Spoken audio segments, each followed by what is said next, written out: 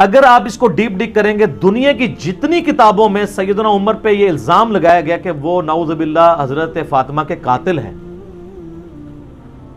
اس کی اصل ایک ہی سند ہے، ایک ہی کتاب ہے جس سے ساروں نے لی ہوئی ہے، اور وہ کتاب ہے سلیم بن قیس ہلالی کی۔ اردو میں ہم سلیم بولتے ہیں، یہ لفظ سلیم ہے عربی میں۔ یہ کہتے ہیں حضرت علی کے اصحاب میں سے تھا، تابعی تھا، ان کے ساتھیوں میں سے تھا۔ جب حجاج ابن یوسف نے شیعان علی کے اوپر ظلم کیے تو یہ چھپ کے ابان بن ابی عیاش کے گھر میں اس نے پناہ لی، پوری زندگی اس کے ساتھ رہا۔ مرتے مرتے یہ کتاب اس کے حوالے کی اور کہا کہ میں تو جا رہا ہوں، تو یہ کتاب امانت ہے تیرے پاس، امت تک پہنچانی ہے۔ اس کے بعد ابان بن ابی عیاش اس کتاب سے روایتیں بیان کرتا تھا۔ اب یہ نہیں پتا کہ یہ روایت اس کتاب میں لکھی بھی ہوئی تھی کہ نہیں، ہے وہ خود سے بیان کرتا تھا، کیونکہ ابان بن ابی عیاش خود کذاب ہے۔ کذاب بندہ اگر روایت بیان کر رہا ہو تو اس کی اتھینٹسٹی خود ہی ختم ہو جاتی ہے۔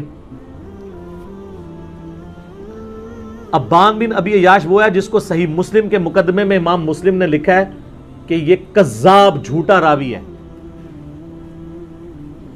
بلکہ دو تابعین تبع تابعین آپس میں ملاقات کرتے ہیں تو اور وہ اس کو بتاتا ہے کہ میں نے جو ہے وہ 1000 سے زیادہ حدیثیں ابان بن ابی عیاش سے سنی ہیں، اور وہ کہتا ہے پھر میں نے نبی علیہ السلام کی خواب میں زیارت کی تو آپ نے صرف 5 یا 6 حدیثوں کی تصدیق کی، باقی سب پہ آپ نے فرمایا میری حدیثیں ہی نہیں ہیں۔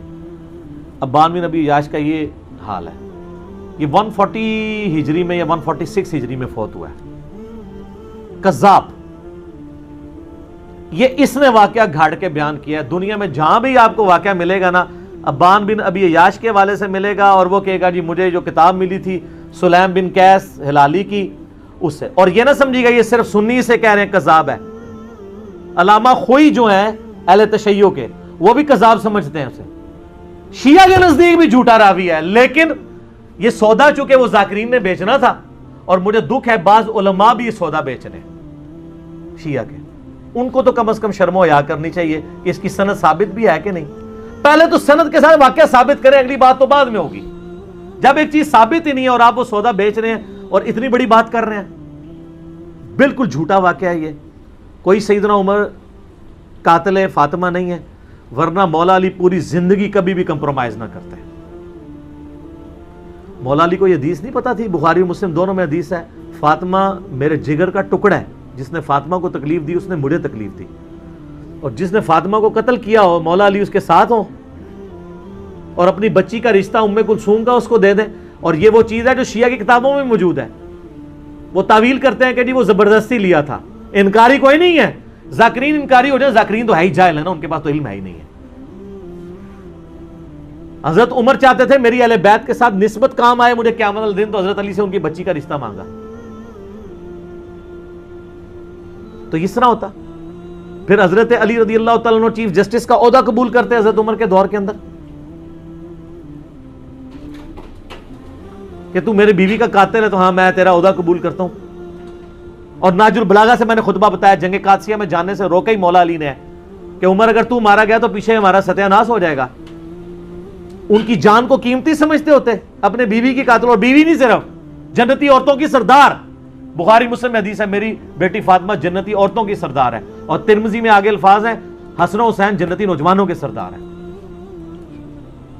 تو ہم تو مولا علی کے ساتھ کھڑے ہیں بھی علیہ السلام۔ وہ شیخین کے ساتھ رہے، خلفائے ثلاثہ کے ساتھ رہے۔ میرا یوٹیوب پہ کلپ ہے خلفائے ثلاثہ کی شان مولا علی کی زبانی ناج البلاغہ سے، سنی کتابوں سے نہیں، شیعہ کی ناج البلاغہ سے، لاکھوں لوگوں نے دیکھا ہے، HD کیمرے میں نے سارے خطبات دکھائے ہیں۔ یہ بالکل جھوٹ ہے کہ وہ نعوذ باللہ سیدہ فاطمہ کے قاتل تھے، اور کہتے ہیں دروازہ پھینک دیا۔ اللہ کے بندو، دروازے تو اس ٹائم ویسے ہی کوئی نہیں تھے۔ ہاں میں قرآن سے ثابت کرتا ہوں، قرآن میں آیا جب کسی کے گھر جاؤ تو اجازت لو، اعلیٰ ہونا چاہیے تھا دروازہ کھٹکھٹاؤ، کیونکہ اگلے زمانوں میں ابھی بھی گاؤں ایریا میں آپ چلے جائیں تو صرف پردے لٹکے ہوتے ہیں، باہر سے صرف آواز لگاتے ہیں میں اندر آ سکتا ہوں، عورتیں پردہ کر لیں چلے جاتے۔ اسی لیے تو مسلم شریف میں حدیث آتی ہے نا کہ نبی علیہ السلام کی چارپائی کے نیچے وہ ایک کتے کا پلہ چلا گیا تھا تو حضرت جبرائیل اندر ہی نہیں آئے تھے۔ اوریجنل سگے مدینہ، اصلی مدینے کا کتا ٹر گیا سی تو جبرائیل نہیں سنائے۔ پھر اس کو نکالا تو پھر وہ جبریل علیہ السلام آئے، ان کا ہم کتے والے گھر میں نہیں جا سکتے. سگے مدینہ والا بھی میرا کلپ دیکھ لیں. تو وہ سگے مدینہ کیسے پہنچ گیا اندر؟ صرف پردہ ہوتا تھا. آج بھی آپ اپنا دروازہ ختم کریں، پردہ لگائیں، بلیاں، کتے، یہ سارا کچھ آنا شروع ہو جائیں گے گھر، کیونکہ وہ کچن کے اندر پہنچیں گے. چوہے چونکہ ان کو وہ چھوٹی سی جگہ سے بھی نکل جاتے ہیں، اس لیے ان کو اجازت لینے کی ضرورت نہیں پڑتی. چوہے تو ماشاءاللہ آپ کے گھروں میں ہوں گے، یہ آپ کو پتہ ہی ہوگا، بھگترے ہوتے ہیں سارے چوہے. تو پینٹاگون کے اندر اتنے ہیں، آپ پتہ ہے ان کو بھی آئے دن وہ سیلنگ اتار کے تو سپرے کرنے پڑتے ہیں. چوہے تو سر امریکہ میں نہیں جیت سکتا، ایڈی اوڈی شاید چوہا. تو دروازہ کو نہیں گرایا، وہ پردے ہی ہوتے تھے، دروازہ وغیرہ کو نہیں گرایا. یہ بالکل جعلی بات ہے، جھوٹی بات ہے، اور یہ فٹ ان نہیں بیٹھتی ہے. باقی ایک اس میں عرض کر دوں خطرناک بات. المصنف ابن ابی شیبہ میں ایک روایت ہے کہ حضرت علی کے گھر میں خلافت کے حوالے سے مشورے چل رہے تھے، اگرچہ حضرت ابوبکر صدیق کو وہ ایک حادثاتی طور پہ سقیفہ بنی ساعدہ میں خلیفہ چن لیا گیا. تو اس روایت میں آتا ہے کہ حضرت عمر آئے اور سیدہ فاطمہ کے گھر کے باہر کھڑے ہو کے انہوں نے کہا، اے فاطمہ آپ رسول اللہ کی بیٹی ہیں اور ہمیں دنیا میں رسول اللہ کے بعد سب سے بڑھ کر عزیز ہیں، لیکن مجھے پتا چلا ہے کہ یہ زبیر اور علی اور انصار مدینہ آپ کے گھر میں مشورے کرتے ہیں آ کے خلافت کے حوالے سے، جبکہ آپ کو پتا ہے کہ حضرت ابوبکر کو خلیفہ چن لیا گیا ہے. آپ لوگوں نے بیعت نہیں کی ہے، وہ آپ کا اپنا حق ہے، لیکن اس کی وجہ سے مسلمانوں کی اگر آپ جمعیت کو توڑیں گے تو میں آپ کو وارن کرنے آیا ہوں کہ آئندہ مجھے اگر ایسی اطلاع ملی تو میں آپ کے گھر کو آگ لگا دوں گا. یہ روایت ہے المصنف ابن ابی شیبہ میں. اس سے بڑی بدبختی یہ ہے کہ بعض سنی علماء اس حدیث کو صحیح بھی سمجھتے ہیں. ہمارے جہلم شہر میں نا شیخ زبیر علی زئی صاحب کے نافرمان شاگرد غلام مصطفیٰ ظہیر صاحب حفظہ اللہ تعالی من الجنت والناس، انہوں نے باقاعدہ السنہ رسالے میں اس حدیث کا دفاع کیا ہے. اور ان کا اگر کوئی اس حدیث پہ یہ کہے گا نا کہ اس حدیث سے تو حضرت عمر کے بارے میں یہ مسئلہ کھڑا ہو رہا ہے، اور بخاری و مسلم حدیث ہے جس نے فاطمہ کا دل دکھایا اس نے میرا دل دکھایا، اور قرآن کی آیت ہے کہ جو اللہ اس کے رسول کو اذیت دیتے ہیں، ان الذین یؤذون اللہ ورسولہ لعنہم اللہ فی الدنیا والآخرہ، دنیا اور آخرت کی زندگی میں اللہ کی لعنت ہے ان پہ، ان کے لیے عذاب تیار کر رکھا ہے. تو وہ کہتے ہیں میں ان کو یہ جواب دوں گا کہ اس سے تو حضرت فاطمہ کی فضیلت ثابت ہو رہی ہے کہ دیکھیں اس میں حضرت عمر کہتے ہیں کہ آپ ہمیں رسول اللہ کے بعد سب سے بڑھ کر عزیز ہیں. تو حضرت فاطمہ کتنی محبت کرتے تھے حضرت فاطمہ کے ساتھ حضرت عمر. ان کو وہ پہلا حصہ نظر آیا، اگلا نظر ہی نہیں آیا کہ انہوں نے کہا میں آگ لا دیں گا تیرے. نعوذ باللہ من ذالک. یہ کسی کی جرت نہیں ایسی بات کر جائے. تو میں نے اس کے خلاف آواز بلند کی کہ میں اس روایت کو صحیح نہیں مانتا. اور وہ کیسے؟ مولانا اسحاق صاحب ان دنوں زندہ تھے، میں نے ان سے یہ چیز خود ڈسکس کی تھی. ان کا بیٹا یہ روایت ہی جعلی ہے. میں نے کہا کیوں؟ وہ کہنے لگے اس میں جو راوی ہے نا حضرت عمر کا غلام زید بن اسلم، اور اسلم جو ہے وہ حضرت عمر کا غلام تھا. حضرت عمر کا غلام اسلم اس وقت حضرت عمر کی غلامی میں نہیں آیا تھا جس زمانے کا یہ واقعہ رپورٹ کر رہا ہے. وہ تو حضرت عمر کے دور خلافت میں ان کے پاس آیا، اور یہ واقعہ تو حضرت بکر کا ہے. تو یہ اس نے سند بیان نہیں کی ہے. پھر میں نے شیخ زبیر علی زئی صاحب سے بھی ڈسکس کیا.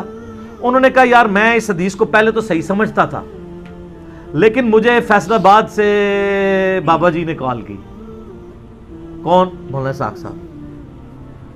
مولانا اسحاق صاحب جو ہے شیخ زبیر علی زئی صاحب کے بھی استاد ہیں ان معنوں میں. تو مجھے انہوں نے کہا شیخ صاحب بات یہ ہے کہ یہ روایت کو اگر آپ صحیح مانیں گے تو حضرت عمر کو کیسے بچائیں گے؟ یہ تو سند ہی پوری نہیں ہے اس کی، کیونکہ جو راوی بیان کر رہا ہے اس نے وہ زمانہ نہیں پایا. اگر وہ صحابی ہوتا تو ہم اس کی روایت قبول کر لیتے کہ کسی اور صحابی سے سنا ہوگا. تابعی کی روایت چھوٹی بھی نہیں قبول ہوتی. تو حضرت عمر کے بارے میں جو روایت ہے اس کو پھر شیخ زبیر صاحب کہتے ہیں کہ میں بھی اب اس کو صحیح نہیں مانتا. مولانا اسحاق صاحب کا موقف مضبوط ہے، لیکن جو ان کا شاگرد ہے زبیر علی زئی صاحب کا غلام مصطفیٰ ظہیر صاحب، تو ان کو میں نے جب کہا میں نہیں اس کو مانتا، تو انہوں نے آگے سے دیکھیں کیا دھمکی لگائی. وہ کہتے ہیں کہ جی تم یہ کہو کہ اگر یہ روایت صحیح ہو تو تمہاری بیوی کو ایک مجلس میں 3 طلاقیں، کیونکہ غلام مصطفیٰ ظہیر صاحب کے نزدیک بھی ایک مجلس میں 3 طلاقیں اسٹیبلش ہو جاتی ہیں تینوں، اور رجوع نہیں ہو سکتا، اور زبیر لیجئی صاحب کے نزدیک بھی اور میرے نزدیک بھی.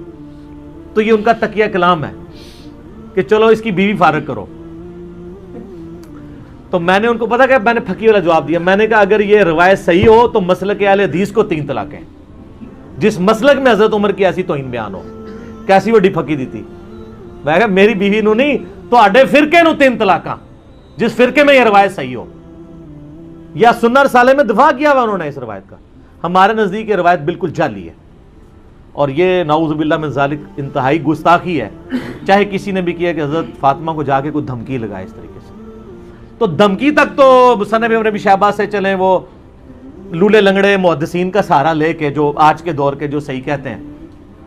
امام ابن ابی شیبہ نے تو تحقیق نہیں کی ہوئی ہے، وہ معاملہ چلا لیتے ہیں. لیکن اگلا جو واقعہ وہ تو کہیں بھی نہیں لکھا ہوا. وہ کہتے ہیں جی جب دھمکی دی تھی تو پھر لگا بھی دیتی ہوئے گی تو مار بھی دیتا ہوئے گا. وہ آگے پھر اس کے آگے سٹوری جوڑ لیتے ہیں. میں نے بتایا نا ہمارے ملک میں اگر کسی کی فضیلت میں 10 ہے نا تو ایک بندہ آ کے 10 اور لگاتا ہے، دوسرا 10 اور، وہ لاکھ تک پہنچا دیتا ہے. تو وہ غلوب ہوتا چلا جاتا ہے. تو یہ روایت جو ہے نا جی بالکل اصول محدثین کے اوپر باطل ہے، اور ہم اس روایت کو نہیں مانتے. باقی رہ گیا باغ فدق والا مسئلہ، اس کے اوپر بھی میں نے مختصر گفتگو کی تھی کہ یہ مینیجریل ایشو تھا. اس کو اگر آپ اس حوالے سے ویسے لیں گے تو میرے بھائی پھر مسئلہ جو ہے وہ ابو بکر عمر کا نہیں ہے، مسئلہ پھر مولا علی کا بھی بن جائے گا، چاہے وہ امت کے مفاد میں بھی ہو. لیکن مسئلہ بہت بڑا ہے نا، کیونکہ آپ علیہ السلام فرما رہے ہیں جس نے فاطمہ کو تکلیف دی اس نے مجھے تکلیف دی. رسول اللہ کو تکلیف دینے کا معاملہ کہاں تک جاتا ہے؟ چلے الٹیمیٹلی آپ کی بات مان لی کہ انہوں نے امت کے مفاد میں کیا، تو آپ کو امت کا مفاد عزیز نہیں ہے کہ آپ بکواس کرنے بند کر دیں، قیامت کے دن کے لیے چھوڑ دیں. جب مولا علی خاموش ہو گئے اس مسئلے میں تو آپ کیوں اپنی زبانوں سے اس طرح کی باتیں کرتے ہیں؟ مولا علی ابو بکر کے ساتھ بھی رہے، عمر کے ساتھ بھی رہے، عثمان کے ساتھ بھی رہے، رضی اللہ عنہم اجمعین وعلیہم السلام اجمعین. لہٰذا اگر یہ سیدنا عمر قاتل فاطمہ ہوتے نعوذ باللہ من ذالک تو ایسا معاملہ نہ ہوتا. جھوٹ نہ بولا جائے، مصائب کو چسکا لے کے بیان کرنا بغیر سند کے، اور اس میں بالکل علم کی پرواہ نہ کرنا اور جذبات کے ساتھ کھیلنا لوگوں کے، یہ بالکل علمی ظلم ہے. ٹھیک ہو گیا جی؟